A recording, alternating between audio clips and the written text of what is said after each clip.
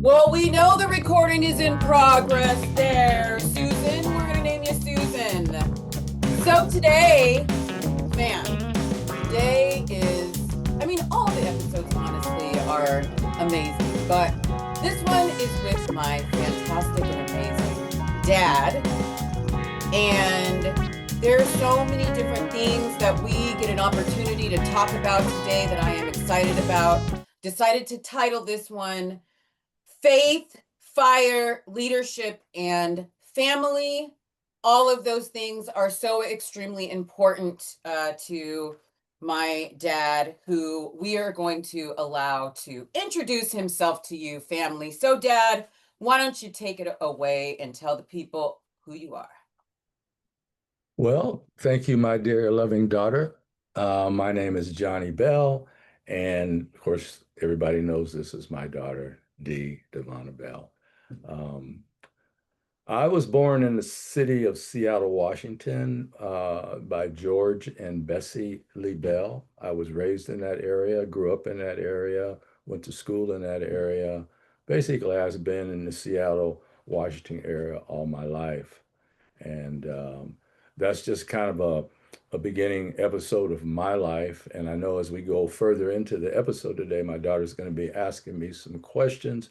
But I just wanted to give everybody an idea of who I am. You'll know more about me as we go through this session. So that's just a brief introductory right now. Okay, I love that. So, this is going to help us get to the next part where we start diving a little bit deeper. Let's say we pick four words to describe your journey in life so far. What would those four words be? Those four words would be challenging, exciting, joyous, and there's actually five. I got to add one more, scary and thankful. Okay, yes. And we're going to talk about the reasons as to why you would choose those words because look, just like when I did the episode with my mom family, I'm telling you right now, I have a feeling that I'm probably going to learn some things at the age of 49 of my dad, about my dad, which I am super excited for. So, this first part, trailblazer and firefighter, your service in the fire department. Dad, you were the first Black firefighter in Yes, the city.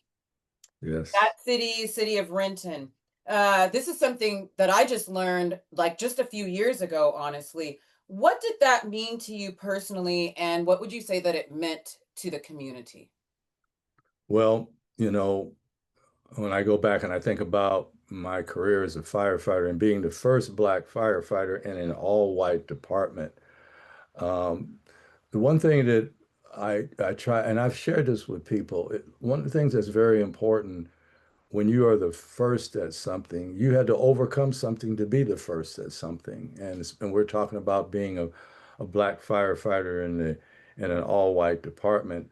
You can't let your skin color or any other things that are different about you impede you from doing something that you really want to do.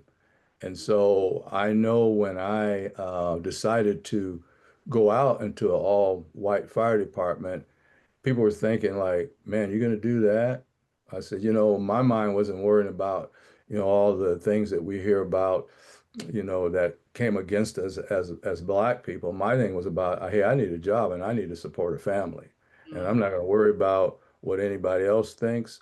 I'm going to go ahead and cross this bridge and do what I have to do and not Mhm. worry because we have preconceived ideas of what we're going to experience just because of what others may have experienced in the past.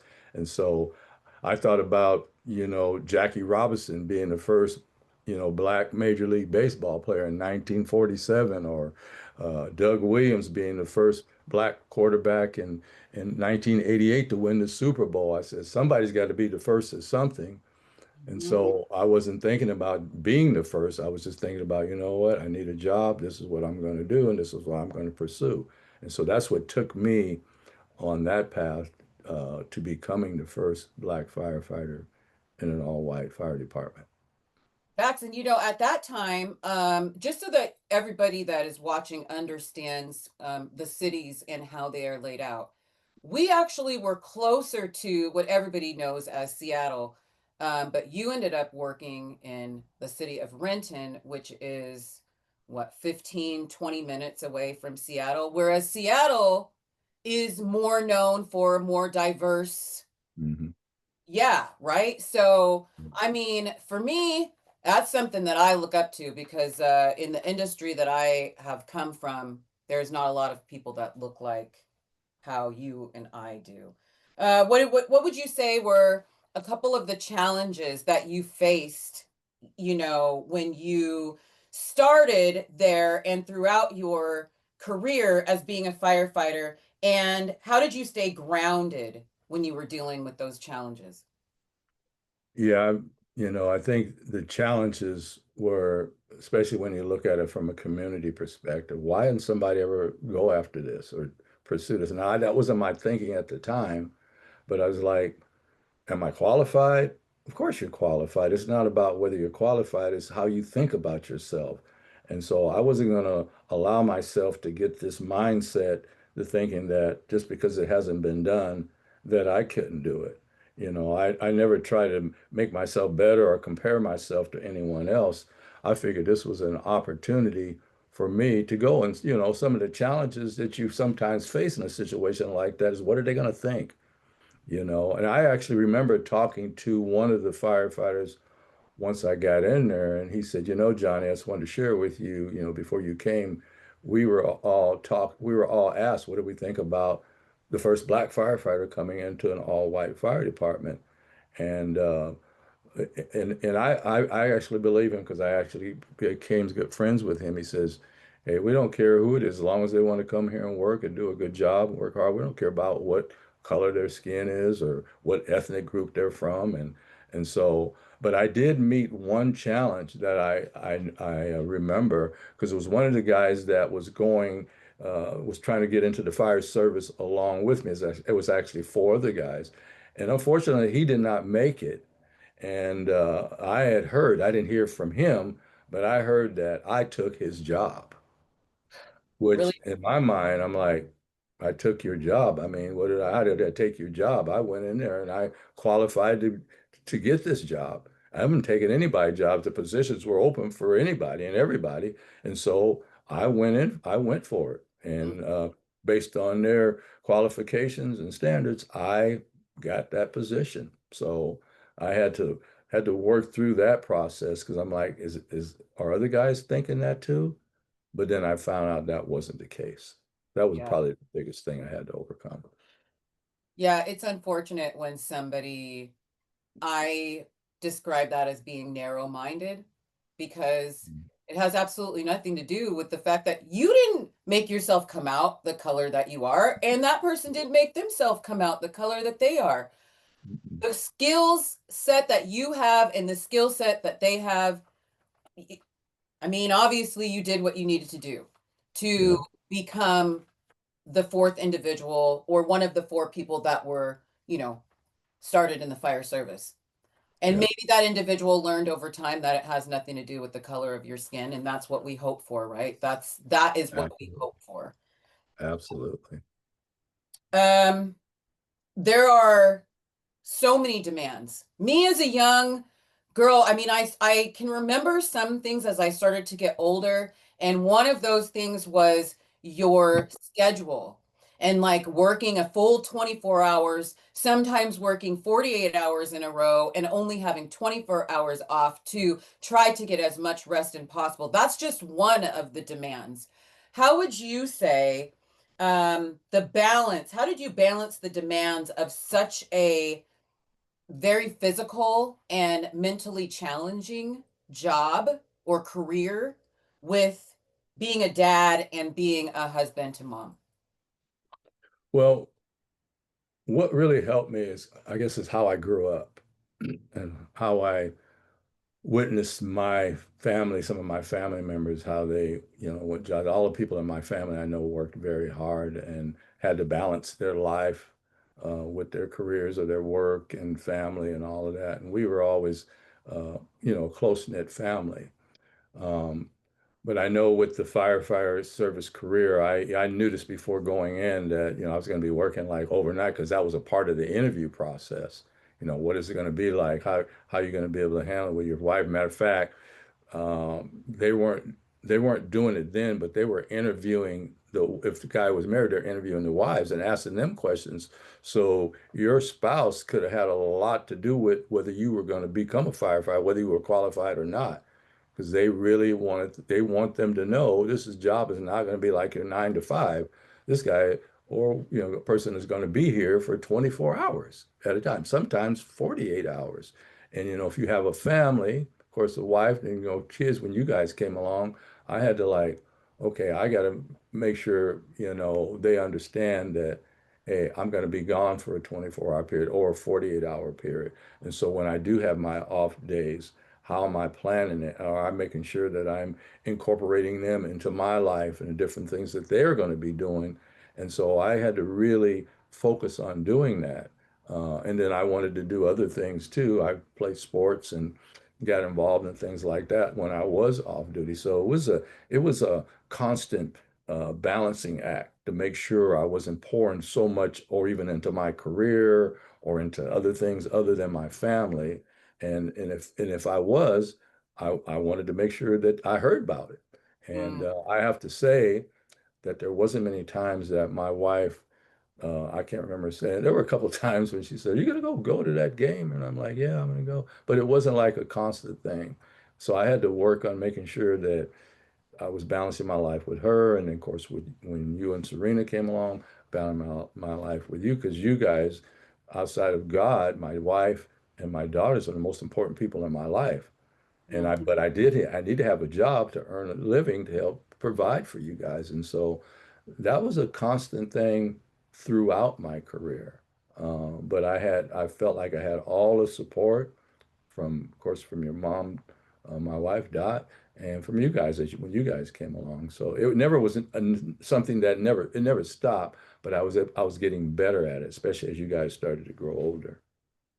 Yeah, you did because you were involved in so many different things, which we'll get to that a little bit later. One of those things being coaching, and I know that you were coach with Ree for a lot of her sports. And by the way, people, he was very modest in saying that he played sports, and my dad could shoot that basketball like nobody's business. Matter of fact, Dad, what was your name when you were back in your high school and college days? What did they call you again? They called me Shoot Well Bell. See? See, people, I'm trying to tell you. And look, he played, and I can remember going and watching him play basketball a lot, a lot. And my little sister, 3 years younger, you guys saw her if you watched a couple episodes back, running underneath the bleachers, trying to find pennies. And I'm just sitting there watching my dad play. And my sister was the Energizer bunny. Anyways, and so I digress. Um, Okay, so we talked about the demands and balancing. And I can remember, Dad, like we did a lot of things like devotionals, as a Hmm. family. Going to Hmm. Yeah. church was always very important. Yeah. In addition to the coaching, there were things that we did as a family unit. I can remember taking a lot of trips, like down to the ocean. And I can remember that trip that we took to Sun River, Sun Lake, when the camper closed on us. Yeah. Yep. I mean, the memories, it's so vivid. And oh, and Yeah. that might be the time that I got stung in my eye and my eye swelled up like the size of a baseball. Well, it was really like a golf ball, but it was big, people. I couldn't even put my sunglasses on my face. So anyway, Yeah, those were fun times it was fun times, and fun funny times. time. Fun and funny. Yes, yes, the both. Um, so many lessons I am sure that you learned from being a firefighter turned lieutenant. What Mhm. would you say maybe a couple of those lessons that carried over into the rest of your life that you learned during your service in the fire department? That is such a good question, and and I've often shared this kind of people have asked me similar to questions like this, and so one of the things several things I learned from being a firefighter is that you have to be real disciplined. Okay, you're always training, and you're always um, being presented with challenges that you didn't know what those challenges was going to be. You know, as a firefighter, most people already know this without saying, you want to be in the best shape of your life because you don't know what you're going to be encountering when you go out on that call, especially if it's a working situation, a working house fire or a working emergency incident. It's not only physical draining, it's mentally draining. And so we were trained, and some guys that would come into the department, very good guys, worked hard, but it wasn't meant for them.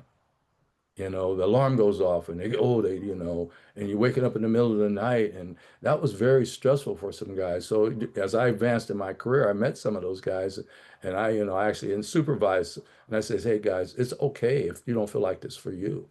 I mean, there is something for you. Everybody can't do everything, but everybody's called to do something. And a lot of us are called to be in these positions as a firefighter. And it takes discipline. It takes a mentality where you're willing to be trained and learn things new to adapt and overcome the challenges that you're going to be faced with. And you don't never know when those challenges are going to come. What was equally important was always having a sense of humility, be patient. And for me, of course, my foundation was just having a trust in the Lord. Even before I fully committed my life to the Lord, just growing up, knowing about God. But I wasn't always walking with him, but there was a time which we'll talk about later when I did start walking with him. And it helped me through my career as I was going through the careers, meeting the demands, the challenges, the different things that you're going to be faced with. And so I guess in a nutshell, that's probably what I would say the things that really resonated with me and helped me to grow as far as my own personal life. Mhm. Uh, and even to this day, I go out and I teach first aid and CPR classes and people, and I tell them what my career is. And the reason why I still do that is because I love community and I love sharing with people, and I've actually met some younger guys that asked me about their career, and I told them things they could do to prepare themselves for it. So um, those are, Bon, those are probably the most biggest things that I could say. There was a lot of other things, but those are probably the top things that I learned and that I gathered from my career as a firefighter. Yeah, one thing that like really comes to mind for me is that you mentioned it is the physical aspect of it. I think about the mental side of it being away from your family for if you are, married or have, want to have kids, or if you just have a significant other and you're away for that time period, you, like you said, don't know what you're going to face. So not only do you physically want to be ready for that, right? You also want to mentally be prepared and be in the right headspace to be able to deal with whatever that might be. And I know from having conversations with individuals like in for the police officers that there is some like counseling that goes along with it. So I Yeah. know that you've seen and also been in some situations that were challenging for you in the service and scary for you in the service. Is that something that, thinking about if there's somebody watching, I don't know how different it was from then till now, but is that something that the fire department suggest is important for somebody is to maybe have some counseling to talk about how they might deal with things on the from a mental perspective? Yeah. Yeah, let me just say this too, hon.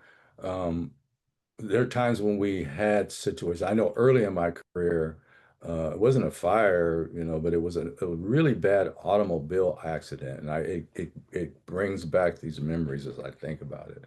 And I may get a little emotional here. That's okay. Woo. I was 2 years into my career.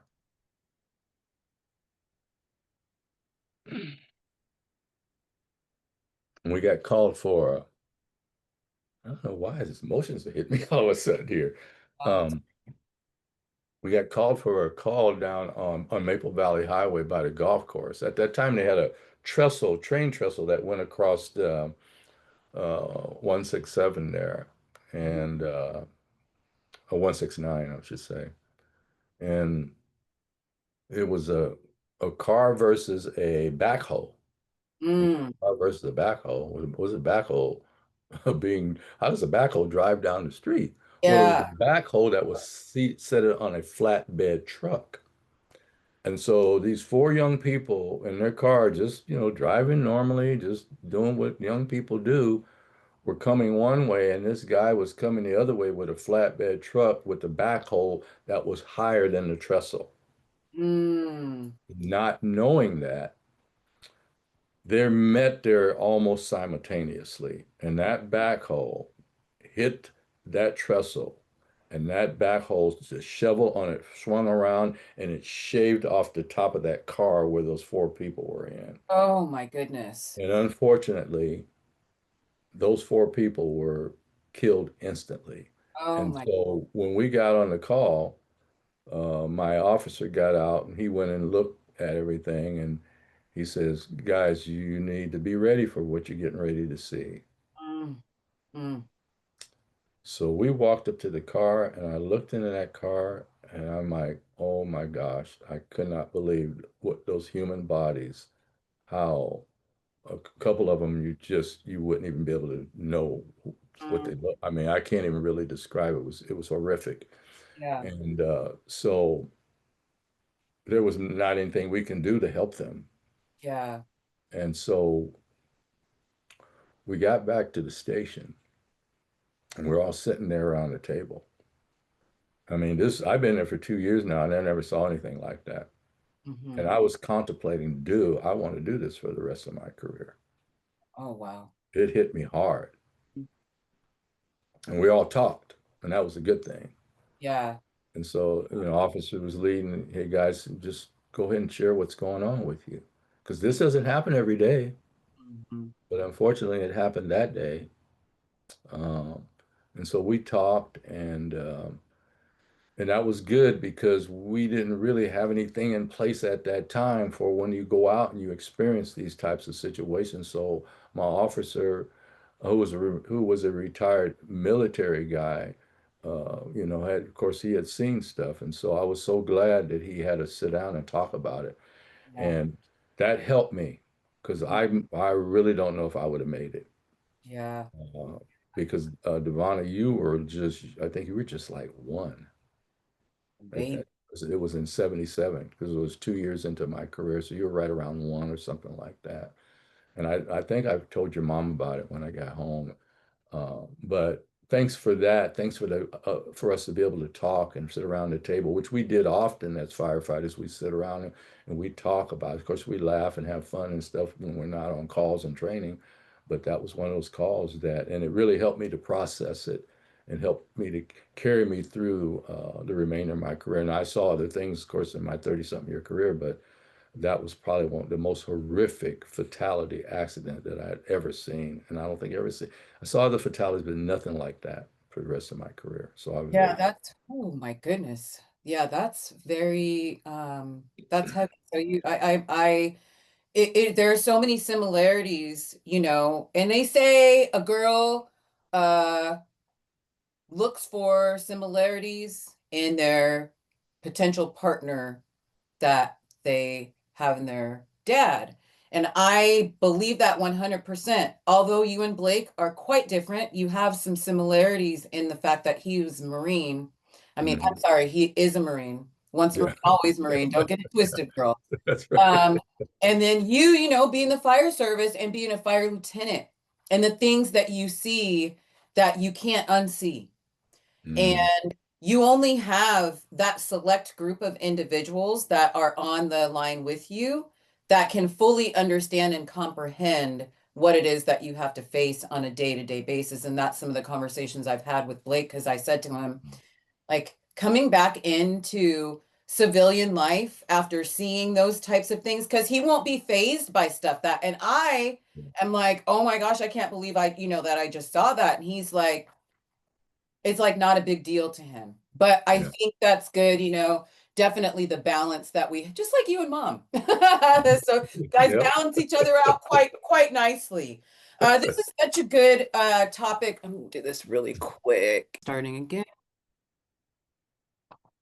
Okay, people, don't worry. Just had to take a little intermission for a moment. So, we are now going to talk about faith and ministry, which is huge, huge, huge. Dad, your Yeah. faith has always been like a central part of who you are from what I can remember. Mhm. How did it guide your decisions and keep you strong? How has it and how does it continue to? Well, one of the things that the difference between me growing up in church and then me really making a commitment to my life to the Lord, and I started to really, now when I read the Bible, it really leaped out into my heart compared to when I used to read it growing up. It's good, good stuff and some things you can apply, but now this is my life now, and so it guided me because one of the things I know that sometimes when people give their lives to the Lord, that everything's just going to be fine and you're going to go through life and God's, not going to, and God doesn't really give us any more than we can handle, but God knows how much more we can handle than we know how much we can Yeah, handle. facts. And so one of the things I learned is that even when things don't go well, even when it doesn't look like God is even there, He's there. And he has proven that to me time, even when I wasn't walking with him, he has proven that he's always been there with me. Because I always look at that, man, how did I get through that? And then I Mhm, look back, because God is true to his word. The thing is, are we true to his word? mhm, Because even though his word says something and makes promises, sometimes there are conditions to those promises. Just like, it talks about faith without works is dead, mhm. which means that I can have faith. And if I don't do nothing, I may not see anything. Yeah. So while we trust in God, God's not going to do everything for you or for me. There are some conditions that have to be met, but He promises to be with you even when it seems like things are falling apart at the seam. And Mhm. like I said, I know this even when I wasn't walking with the Lord, I knew God was watching over me. And I know we'll get into some of that a little bit later on, but I guess that would be the main thing is it took trusting the Lord even when things didn't look like it was going right. Right. Yeah. Yes. There are so many times. You know, your daughter, I mean, Faith, Luke 137 is my most favorite. I mean, I have a few, but Luke 137, well, I put it on my body because Yeah. Mm, faith is something to me personally. It does not make things easier. mm, Absolutely not. Does it make things easier? It kind of mm, smooths the rough edges a little bit. It makes mm, them possible. It makes it so something that is attainable when you mm, believe and have faith in something that you cannot maybe visually see right now. mm, Keep on pushing forward. Okay, yeah. let's talk about because fam, my dad is all things, including an ordained minister. Dad, what led you into the ministry and how serving as an ordained minister shaped your outlook in life? Well, there was two things, especially like after I committed my life to the Lord wholeheartedly. Now it was my desire to help others to know God. Because I know he's real. Now I can't make God real in other people's life, but I can sure, share some things with them and introduce them to him. And now they have to make the decision where they want to, do that. So being an ordained minister showed me that it's about relationship, not religion. So many people, and I'm one included way back, I'll use the term religion when it came to God. And then as I start to read his word and I start to read about and follow the life of Jesus, I said, this ain't no religion. This is Mhm. about relationship and that God loves everybody. I Yeah. mean, Jesus would hang out with winebibbers and prostitutes and tax collectors. And while he didn't condone the life that they were living, he never condemned them. He Mhm. would converse with them and talk with them. And of course, being the creator of all of us, he loved us all no matter what we were doing. He didn't want to leave us in the situation that we were, but he loved us in the situation that we were in. And he wanted the best life for me. And so I was starting to learn this as I was reading and studying his word is that, man, guys, people are getting it wrong. Jesus is not religious. Yep. He's about relationship. He's about love, real love, true love, love that loves you even when you don't do right, even when you do wrong, when you say wrong things, think wrong things. He doesn't abandon you. And so I started reading. I said, I got to share this message with people. And that's one of the things, Bon, as you know, took me into prison and jail ministry Yes. years ago. Mhm. Because I used to complain about all the crime and all the stuff that's going on in the street. And I heard this voice inside of me. It wasn't audible, but it was a voice inside of me that says, why don't you do something about it? Yeah. And I'm like, oh, how am I going to do anything about it? It's like that was God speaking into my spirit. And so, like a little bit, I don't remember the exact timing, but a week or two later in my church, a guy came up to me and he says, "Hey, Johnny, how would you like to get involved in prison and jail ministry?" I'm like, hmm? I said, "Do they let you out of that place when you go in?" I was kind of being humorous, but he said, "Johnny, they let you out." And then I heard that voice again. That's what I want you to do. Mhm. And Mm. so from that time on, way back, and I think it was 1995. Gosh, that's crazy, Dad. That's Yeah, 30 years. yeah, 30 years. And I'm still serving in prison and jail ministry, and I'm actually recruiting people. Yeah, I just recruited a young man that I met not too long ago, and he asked me, "How do I do it? How to get involved?" And I told him what to do. Man, he went for it within a month because after you have to go to background clearance, you have to go orientation and all of that, and he decided to do it, and he's now a part of our prison and jail ministry. We'll be going for the first time the first Saturday of this month, which we go in the first Saturday of this month. So just to kind of give you an idea on that, what led me into ministry and how serving as an ordained minister. Plus, I'm an elder and one of the leaders in my church, and I just love helping people, Mhm. regardless of where they are in their life. Yeah.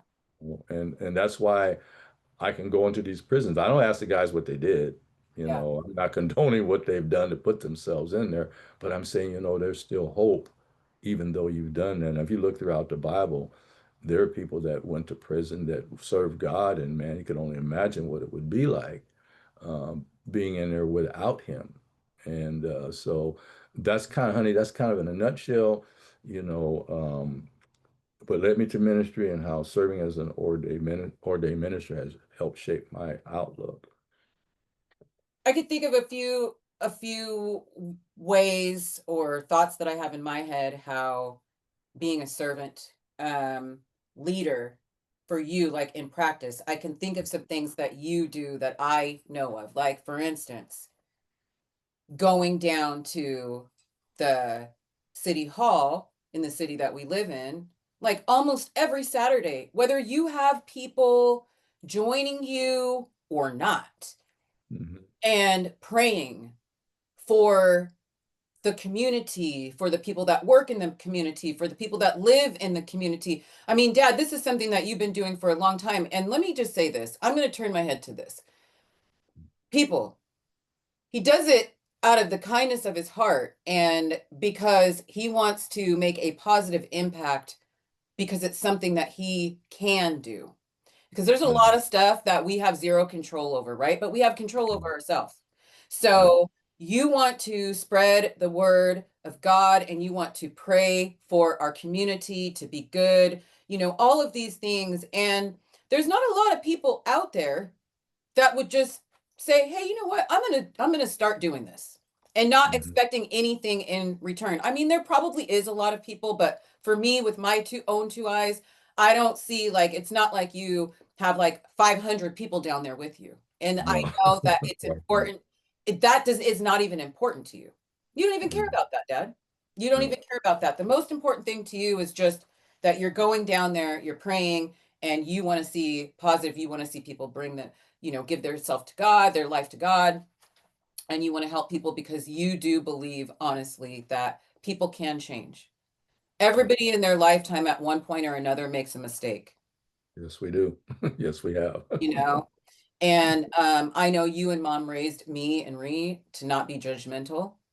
And Mhm. I can see with my own two eyes for you that that's, something that you are not judgmental. But I kind of overtook that, Dad. Let me No, let that's you okay. answer that question. Yeah.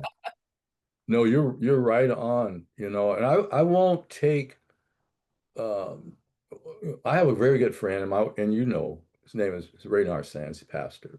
And Mhm. he's the one that actually started this prayer ministry down at City Hall like 4 years ago. And Okay. I found out about it. I'm like, hey, bro, why you telling me about what's going on? And actually somebody else had told me, and then I called him. We've been friends for, gosh, forever, well over half of our lives. And so the one thing that really I was so thankful about is because, guys, listen to me. There's certain places in our world where you can't hold church. You can't pray without some persecution or getting locked up or whatever. And to be in the United States of America, although we get a little bit of persecution for walking with Jesus, we don't know what persecution is really all about.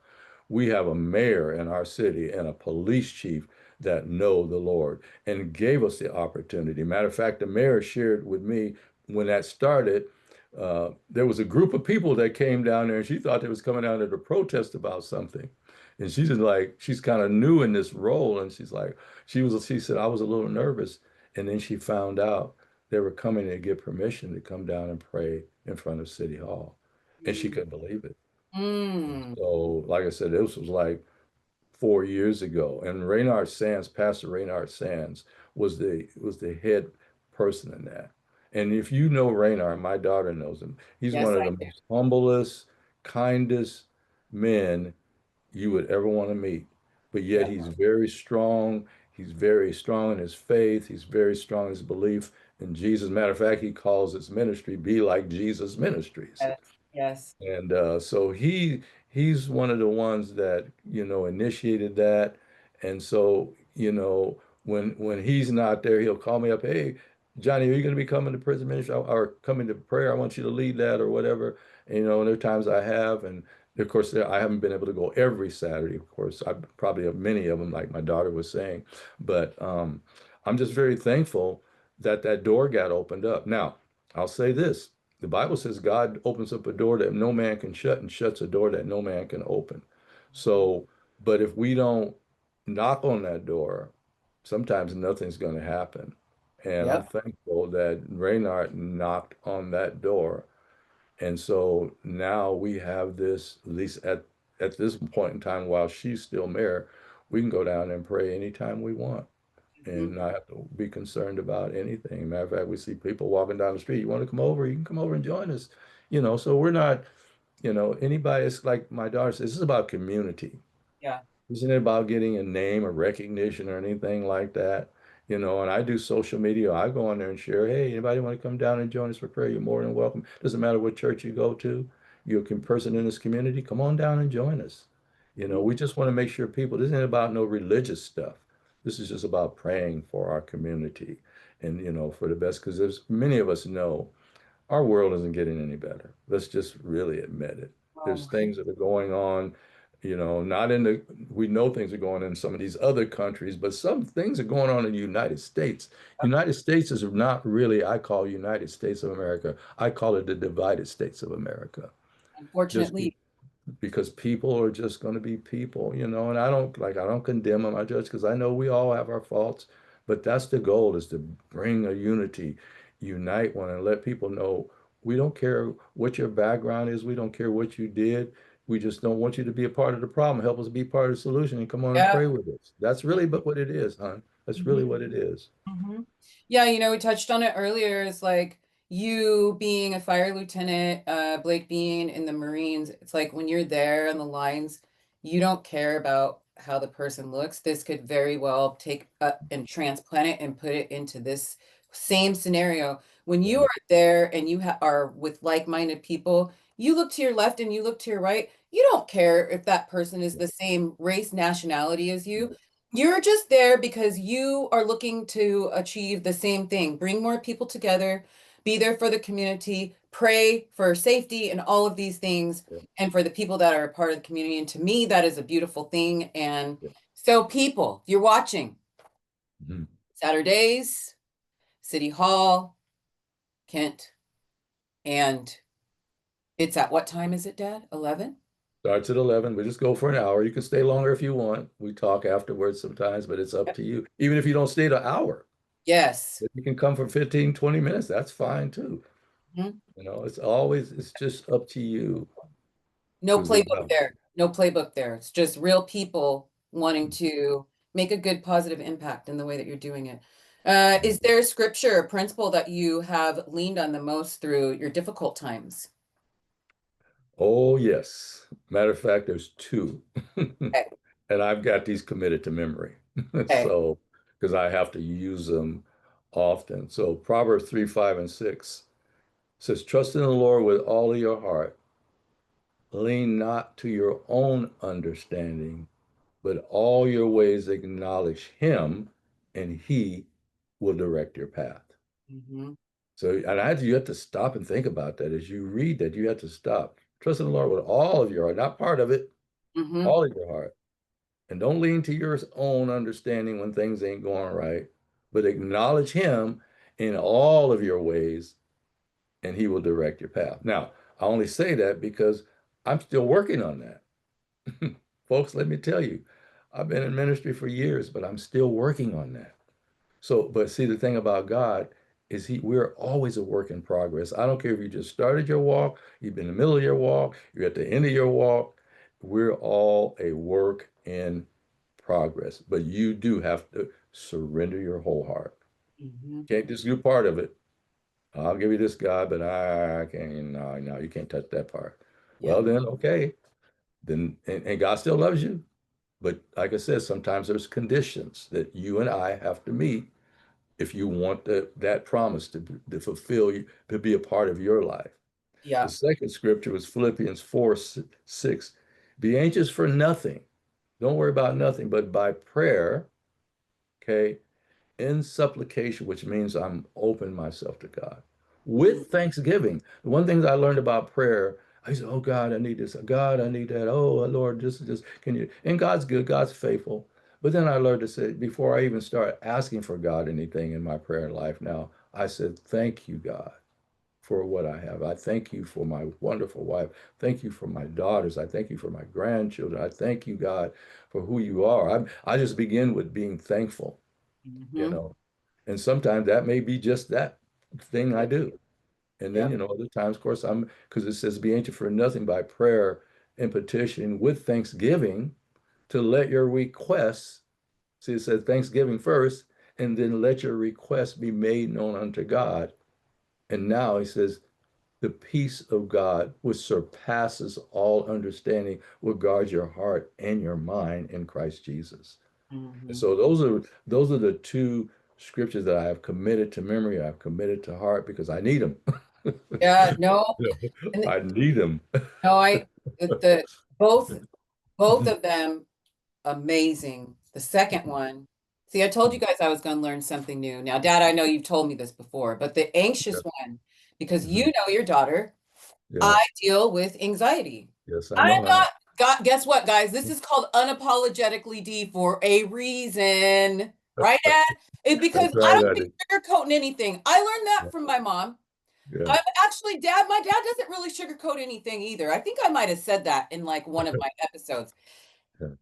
I don't like feeling anxious. One of the things that has really changed for me, and I would say like the last 5 years, because if you watch my stories, one of the things that you learned is that in the last 5 years, I have unfortunately been laid off 2 times. Mhm. Mhm. There are all of these different things that have happened to me in the last 5 years, besides being laid off, getting a good job. Recently had, unfortunately experienced something with a previous manager of mine. Um, and there's like illnesses and things happening in the world that we didn't know, like with the whole COVID situation.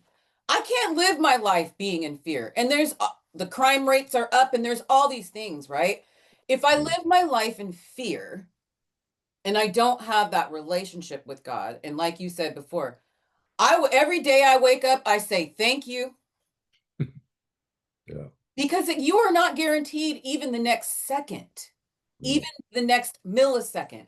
So I Mhm. am always very grateful for waking up, for being healthy, because you could be alive and not be healthy. Yeah. Do I have That's some right. medical problems? Yeah, for whatever. That is what it is. Overcome and adapt. I have a perfect example in my mom on how to do that. Yes. So it's like you just have to have faith, Hmm. make sure that you maintain that relationship. And like I said before, when I was talking with my sister, it doesn't have to be some fancy smancy thing. God doesn't need for you to do something that's like, woo, this big production. That is not what Exactly. he's looking for. And I know Right. my dad will second me on that, right? Right. Absolutely, It's a honey. relationship, and like you said before, like with some certain religions, is you do have to be this way, you do have to do Yeah. these things, and Yeah. that is why I look at it like the relationship. It's not a religion, it's a relationship, and when you take it and you look at it from that perspective, it completely changes things. Yeah. So I know we could continue talking about that, but we're going to go ahead and move on to the coaching, mentorship, and fitness because, Dad, for me, fitness is something that I have watched you do for a very long time. So, apple does not fall from far from the tree. We have a lot of things that we do that are very similar in our, cycling and so on and so forth. So, let's get into that. You've coached, I Okay. mentioned earlier, I think with Ree, coaching her Mhm. youth basketball. And you've led Tybo. He's friends with Billy Blanks, y'all. Sam. Also, a cycle instructor like your daughter. Hmm. And you've stayed active your entire life, going all the way back to when you were a young boy. So, what would you say drives your commitment to fitness and to mentoring? Well, the one thing, first, personally, I've experienced the quantity, of course, I'm 72, as most you know, and the quality of life that you have. Now, my daughter just said, it's not without obstacles. It's not without challenge, folks. I'm not going to ever tell you that you have a commitment to something that is going to be this smooth road ahead. I'm not saying that. But fitness is not just physical. Fitness is spiritual and it's also mental. And, and I've had to overcome double hip replacement right in the middle of COVID, folks. Let me tell you, let me say it again. I had double hip replacement right in the middle of COVID when you couldn't have people come and visit you except for maybe one. So that mentally and physically was challenging for me, because I'm used to just, going and doing and having fun. And I know COVID affected a lot of people, you know, but challenges can do one or two things to you. It can make you better or it can make you worse and you complain about everything. Oh, that's why I can't do this. And like my daughter just shared about my wife. She doesn't complain. My wife has gone through a lot of challenges physically, but you will never hear her, oh, woe is me. Now, I always tell her, you can get your rest, take your time, don't worry about it and all that. But that's just kind of who she is. That's one of the things that I love so much about her because she didn't let me just have my way. Nope. She was not gonna No. let me have my way. And it was a challenge for me. Yeah. And I liked that challenge. I said, okay, are you gonna give me this trouble? Okay, I'm gonna pursue